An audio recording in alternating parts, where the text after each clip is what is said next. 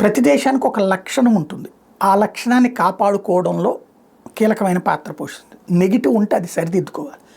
ఇప్పుడు రష్యాని యుద్ధోన్మాద దేశం కింద ప్రొజెక్ట్ చేసే ప్రయత్నం చేసింది అమెరికా. కానీ రష్యా ఏం చేసింది? ఉక్రెయిన్ తన దగ్గరకు వచ్చి రచ్చరచ్చ చేసేదాకా ఆగింది.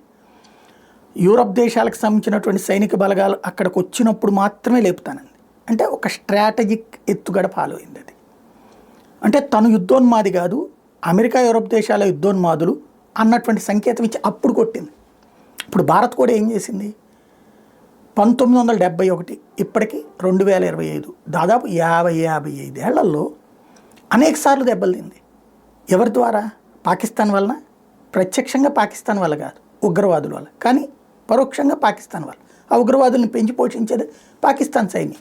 అంటే ఇన్నేళ్ల నుంచి పాకిస్తాన్ యుద్ధం చేస్తూనే ఉంది.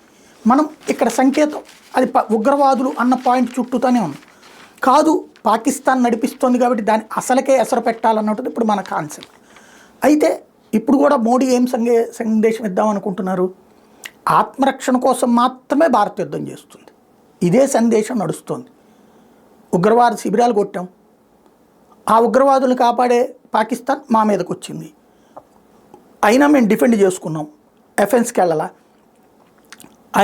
ఆ టైంలో దాని మూలాలైనటువంటి సెక్యూరిటీ పాయింట్స్ని బ్రీచ్ చేసాం, ఆగాలి, అయినా మళ్ళీ వచ్చింది, మళ్ళీ కొట్టాం. మేము డిఫెన్స్ కోసం అంటే ఆత్మరక్షణ కోసం కొడుతున్నాం, కానీ మేమేమి వాళ్లతో తగవు పెట్టుకోవాలనుకోవట్లేదు అన్న సందేశం ఇప్పటిదాకా ఇస్తున్నాం.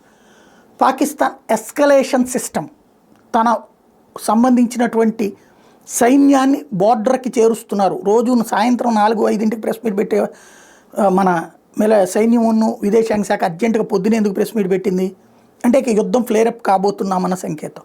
వాడు యుద్ధానికి వస్తున్నాడు, తప్పదు మాకు అన్నటువంటి సందేశం. కొడతాం, చితక్ కొడతాం, కానీ మాకేం సంబంధం లేదు వాడి వల్లే అని చెప్తాం. అదే ఇప్పుడు మోడీ ఇవ్వదలుచుకున్నటువంటిది. పాకిస్తాన్ అది అర్థం చేసుకుని మోడీ ఎత్తుగాడని వెనక్కి తగ్గితే బతికిపోతుంది. లేదంటే ఇప్పటికే బెలూచ్ పోగొట్టుకుంది. ఇప్పుడే తెహ్రీక్ తాలిబాన్ పాకిస్తాన్ వాళ్ళు ఖైబర్ పఖ్తూన్ఖ్వా ప్రాంతాలను ఆక్రమించుకుంటారు. పెద్ద ఎత్తున ఆ ప్రాంతానికి ఆఫ్ఘనిస్తాన్ నుంచి వచ్చి చేరుతున్నారు. అది పోగొట్టుకుంటుంది. తర్వాత POJKని పోగొట్టుకుంటుంది. తేల్చుకోవాల్సింది ఇప్పుడు పాక్.